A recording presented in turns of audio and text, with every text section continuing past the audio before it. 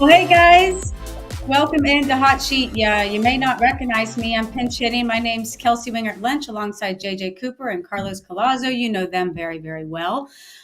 Excited to be here with you guys. This is fun to be able to join y'all. My husband, I told you, is a big fan. We're big in the prospect world. So if you're watching, make sure that you guys are active in the YouTube comments. We'll see them. We'll post them. We'll talk about them. Like and subscribe while you're there as well. It always helps out everything that they're doing at Baseball America. And there are 3 things out before we get started into the episode that we want to make sure that you guys know about. There is the new mock draft that you guys just came out with. We're going to talk a little bit about who you guys put at number 1. Carlos, I know you've had some conversations about it on some other shows, so I'm curious to get your take on where you guys landed there.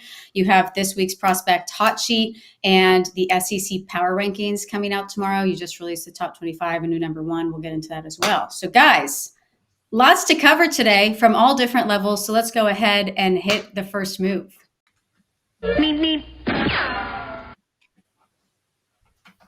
Okay, Seth Hernandez. Carlos, this is a guy that you've talked a ton about. He just passed the test, you could say, as the National High School Invitational, or he threw a complete game, 11 strikeouts. And when you look at this draft is pretty wide open. There's not a consensus 1-1.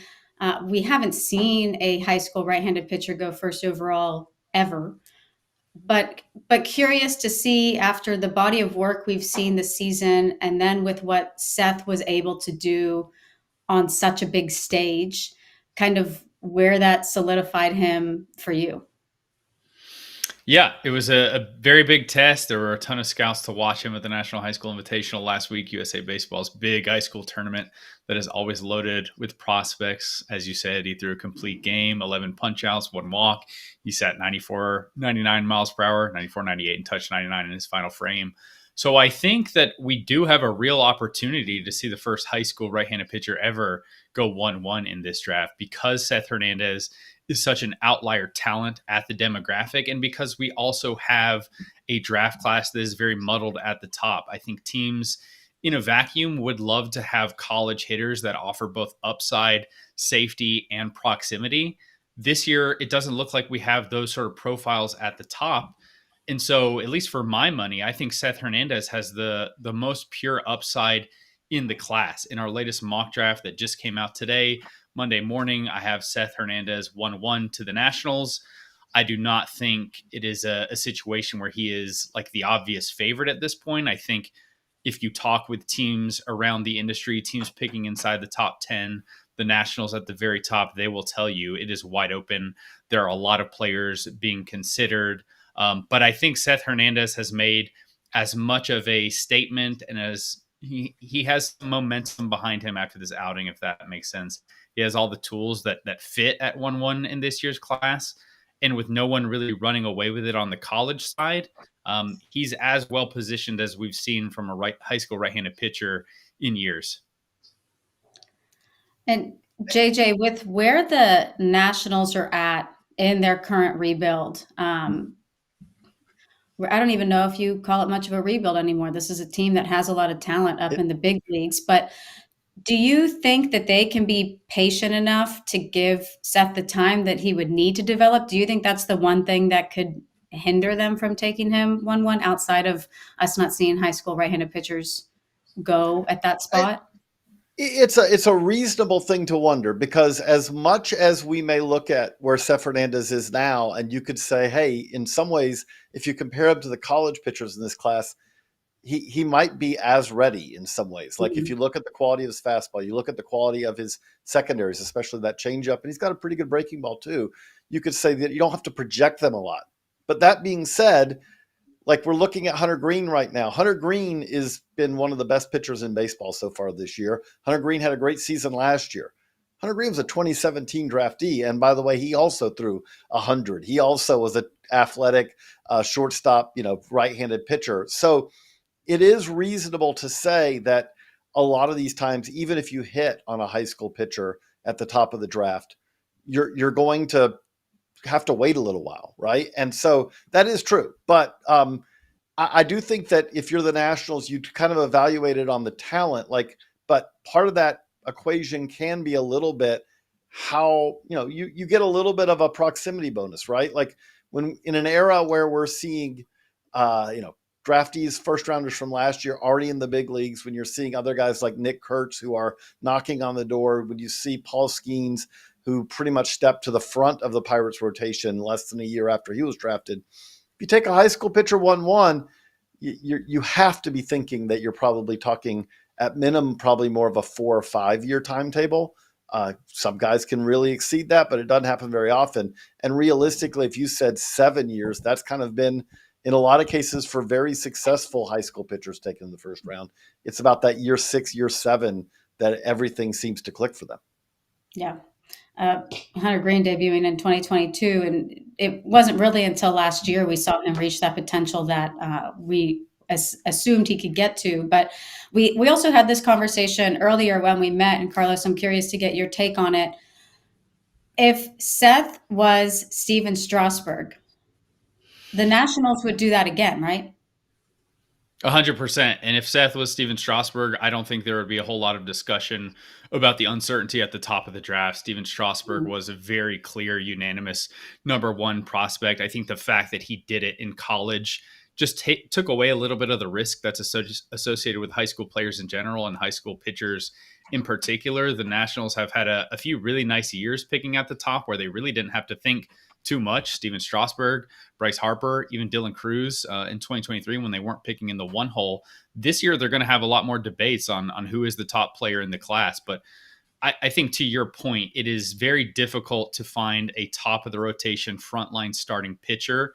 This year, you might have to take on a little more risk than you would like to get that sort of upside and that sort of talent. But I do think Seth Hernandez has the velocity. He has the elite 70 grade changeup. He has got the potential to add a breaking ball and improve that pitch in the future. He has innate feel to spin that pitch. He has command. JJ mentioned the athleticism and the two-way element that players like Hunter Greene and Bubba Chandler, who we'll get into a little bit later, have offered at the high school level. Seth Hernandez has all of that. So you can dream on a number one type pitcher with Seth Hernandez. And if you're looking around this draft class, finding another player with that sort of upside, I'm not sure that you can feel confident that you're going to get it. So if you think that that's the sort of upside potential Seth provides, I think he should be the number one pick. I want to dive a little bit more into those two names that you guys brought up right after a quick word from our friends at Foul Territory. Todd Father, I'm looking for premium clothes at an affordable price. I want it to fit nice. I want it to make all the features that we want to point out look nice. And I want softness. Yes. What do I do? You hit up True Classic. I mean, these shirts that I have on right now, not only is it fitting and it's soft, it makes my arms look a little bigger too as well. The comfort is all I ask for in clothing, and that's the biggest part. And this is what they have. The jeans are comfortable too as well. Everything that you put on right now from True Classic is special. It's something I'm going to buy in all different colors. It's 100% perfect fit guarantee, easy returns, free shipping on all orders. And whether you're bundling up for the cold or you're getting ready for spring, you can level up your style with clothes that actually fit right. Just go to the FT exclusive link. That's trueclassic.com/foul to save. trueclassic.com/foul. Shop now and elevate your wardrobe today with trueclassic.com/foul. Okay, I want to tie a bow on the conversation that we just had, because if you have any doubts about what the success of a high school right-handed pitcher could do, you guys brought up two great names to look at in Hunter Greene and Bubba Chandler. How much do you think, for either of you guys, the success that we've seen from them can lean teams towards a Seth Hernandez in a draft where there's not a 1-1 clearly, out there? I'll start by just saying, I do think that, there's long been kind of studies that have shown kind of the risk of taking a high school right-hander at the top of the draft. And I think that we're very much in what I would say is an era where teams are really cautious, really averse about doing that in a way that they weren't, 20 plus years ago. I would say that if you go back a decade, we were kind of in the Tyler Kolek Riley Pint era where they were at the top of the draft, two guys who threw really hard, and Pint did make the majors, but really kind of hasn't had a standout career. Kolek never made the majors. Kolek really lost his fastball pretty quickly in pro ball. He didn't seem to bring it to the pro schedule of once every 5 days in the way that he did when he was once every 7 days. So you could say like, okay, well, see, these are the examples of why you don't do this. But since then, in the era where teams are really, really hesitant to take a high school pitcher at the top of the draft, now we have the Hunter Greene, from 2017, who is the player to be at the top 5 picks. There were a lot of college guys at the top of that draft. He's been better than all of them. You look at Jackson Jobe. You look at, when we talk about Bubba Chandler now, there haven't been that many high school right-handers who've gone top 10, even top 15. But Carlos, the ones that have in recent years, it seems like a lot of times those are the picks that teams are pretty happy that they did, because I feel like you have to be so good as a high school right-hander that is kind of like, okay, these guys almost force you to take them at some point. Yeah, I think that's exactly right. There's a little bit of a selection bias. If you're in the conversation to go top 5, odds are you've cleared a lot of the hurdles that teams are a bit wary of. And I think with both Hunter Greene in that 2017 class and Jackson Jobe in the 2021 class are great examples and maybe representative of what we're dealing with Seth Hernandez in this class in particular, because I think all the talents are pretty comparable between those 3 high school right-handed pitchers, but the demographics of those classes, 2017 was a fairly muddled group at the top end. The 2021 group was another class with no clear player. If you redrafted both of those classes, I think Hunter Greene for sure is the guy you're taking 1-1 in hindsight. And I think Jackson Jobe has a really compelling case to be the 1-1 in that class as well. So if you have a draft where you're kind of looking around and you're wanting more from the college hitters, or you're wanting more from the college pitchers, and there's no obvious like Bobby Witt Jr. type high school bat, it makes a lot of sense to just go with the guy who really excites you, even though historically the demographic is a little scary. And to your point about flame throwing pitchers, I think it is often maybe forgotten about how good of a pure pitcher Seth Hernandez actually is. He's not someone who just throws really hard. He knows what he's doing on the mound. He commands the fastball. He has advanced pitch ability. And I think that is going to afford him other avenues to find success in pro ball. It's not going to be a case where if he loses a little bit of the fastball, he's cooked. He can do a lot of things on the mound. He's got the athleticism and the projection to get really excited about what he's going to look like in a few years as well. Yeah, a lot of good points. We do have a fan question that's watching in Detroit in the chat. Does Detroit continue to go high school heavy? What do you guys think? Last 2 years, they've been one of the more aggressive teams, I would say, at the top of the draft in terms of just high school hitters. It seems like they really want advanced pure hitters on the high school side. So in this most recent mock draft, I do have them tied to a high school hitter. It's Slater DeBrun, who's a very well-rounded prepster out of Oregon. I think there are going to be a number of options for them in the 20s here that make sense both on talent and with just the traits they've targeted in the past. Mark Connor, scouting director over there at Detroit, previously worked with San Diego, which is also another one of the most high school heavy clubs that you'll see. So I think it makes a ton of sense for them to stick with that demographic. Some of those picks have looked really good in the last few years. So yeah, I definitely wouldn't be surprised at all if they stuck with the high school demographic.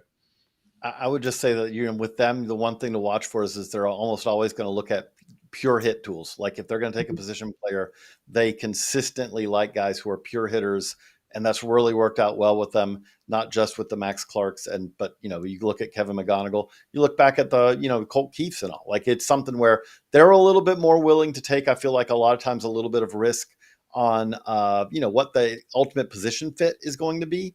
They're okay with that. You've seen that with Jace Young as well. They want hitters. They want pure hitters, and they have done a very good job of kind of getting a lot of those guys to the big leagues. Yeah.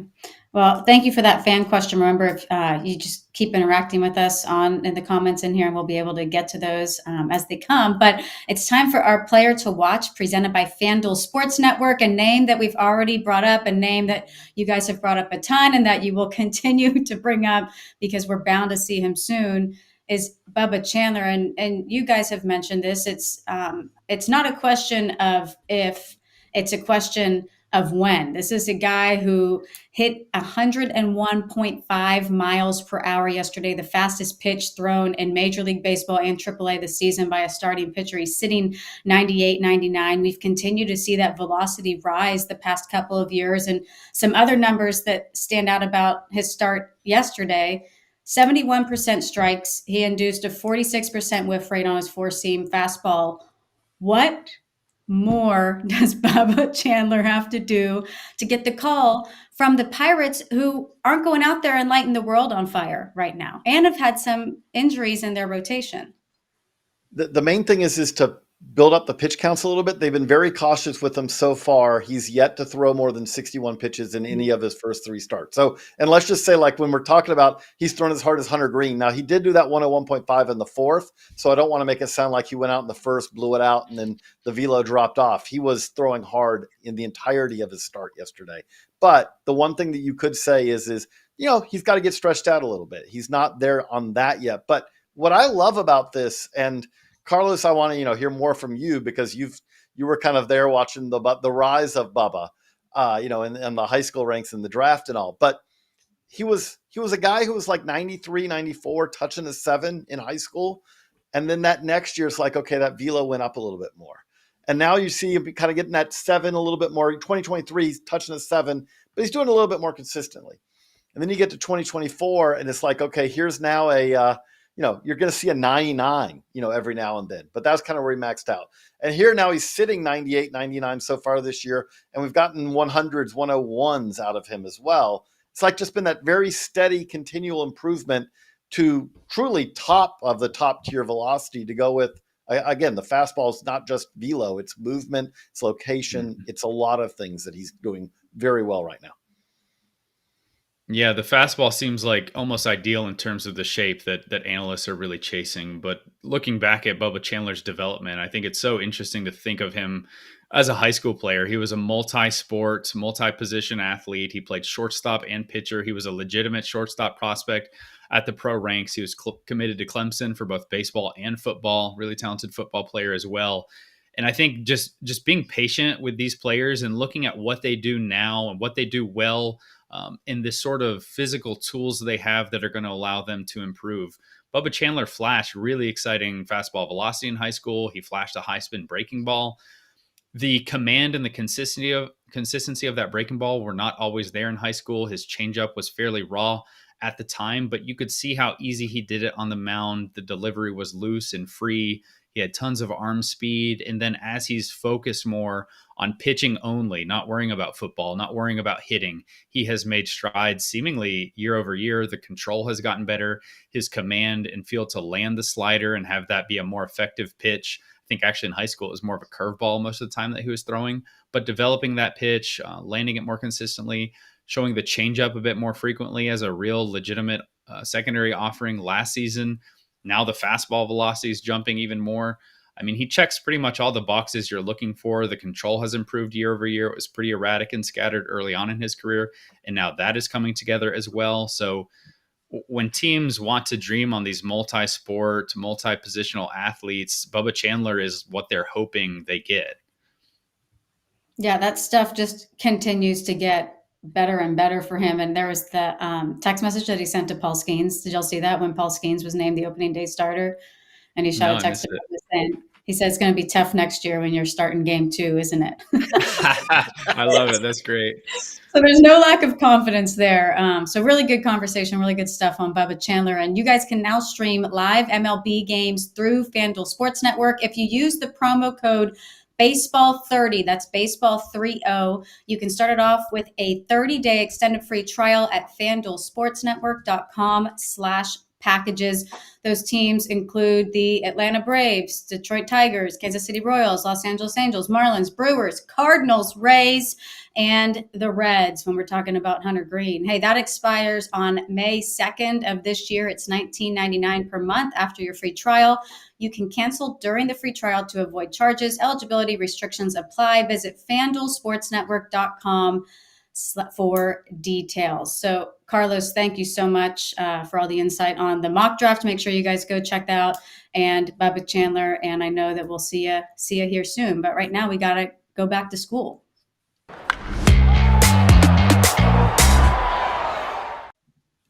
All right, so now we bring in Jacob Rudner, getting ready to talk some college baseball.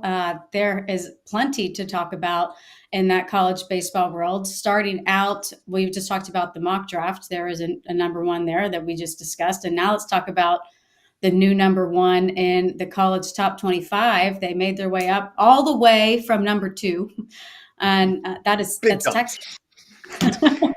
We haven't seen a jump like that before. Yeah, so Texas taken over the number 1 spot, a new number 1 each of the last 3 weeks. This is the 4th number 1 team of the year. You can put all the SEC teams in a hat and just draw a name out, and that'll give you that week's number 1 pick. But for Texas, they got the weekend series victory at Kentucky. Also got some help from Arkansas losing to Georgia. So, Jacob, we can look at those series results and understand the reason of the jump, but what in your mind makes Texas deserving of that number 1 spot? Yeah, I've been really impressed throughout this entire season with just the roster makeup and what Jim Schlossnagle has been able to do with that team in his first year with the program. It's an incredible blend of high school recruiting, transfer recruiting, and something that's really important in today's day and age of college sports, which is re-recruiting the players that were on the roster already. He had to come in and basically convince guys that we're going to win a lot of games and you're going to want to be a part of this. And they had a lot of success. Jalen Flores, Will Gasparino, Rylan Galvan are all guys who are having fantastic seasons in return. Luke Harrison, the same on the mound. And then the transferring, like I talked about, has been really impressive too. Jared Spencer, Ruger Riojas are number 1 and number 3 in their starting rotation. Spencer came from Indiana State, Riojas from UTSA. Ethan Mendoza, their starting second baseman and leader in batting average, was a transfer from Arizona State. And then you look at the pedigree of a guy like Jim Schlossnagle. He's had 1 losing season in his last 23 years as a Division I head coach, and the winning has followed. So certainly an impressive roster makeup for that group. Schlossnagle is a very impressive coach, and the record, of course, has propelled them to that number 1 spot. So, Jacob, this is the 3rd different number 1 we've had in the past 3 weeks. What are the chances that Texas kind of holds on to this for a little while, or looking at their schedule kind of ahead? They've got some pretty tough battles coming up as well. Is there a pretty decent chance that we're going to see some further shuffling of this over the next few weeks? I would say so. And I'm hard pressed to believe that we won't, just given the track record over the last couple of weeks. Kelsey said, we've had 3 new number 1 teams in 3 weeks. It was Arkansas last week, Tennessee the week before that. And who knows what it's going to be next week. Texas has a real challenge with number 7 Auburn coming to town this week. And like we've talked about, I mean, we could see Auburn make a jump from number 7 all the way up to that number 1 spot. In the SEC, nothing is given. We have learned and probably already knew that conference is a real gauntlet, and guaranteeing wins. There's no such thing. So, I would think that Texas has the chops to be able to stay at the top of our rankings right now. And they've certainly done enough to get to that point. We look at them as one of the top 5 projected seeds for the NCAA tournament in a couple months. But the reality is that it's very unpredictable, especially in that conference. And they have a really tough week ahead and more after that.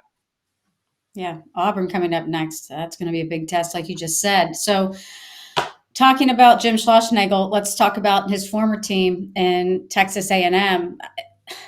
Are they back? I mean, we've seen 2 of 3 out of from Tennessee at Tennessee, who was ranked number 1 at the time. They went on and they swept South Carolina. We're going to learn a lot in these next 2 series. But for a team that came into this season ranked number 1 in the preseason polls, have these last 2 series convinced you guys that the talent is there and the success can be there the rest of the season? Or are you depending on these next 2 big tests to really solidify what A&M could be the rest of the year? I think both things can be true. I think we've said all along that Texas A&M has one of the most talented, if not the most talented roster in all of college baseball. You've got a guy like Jaslav Wallet leading, your lineup.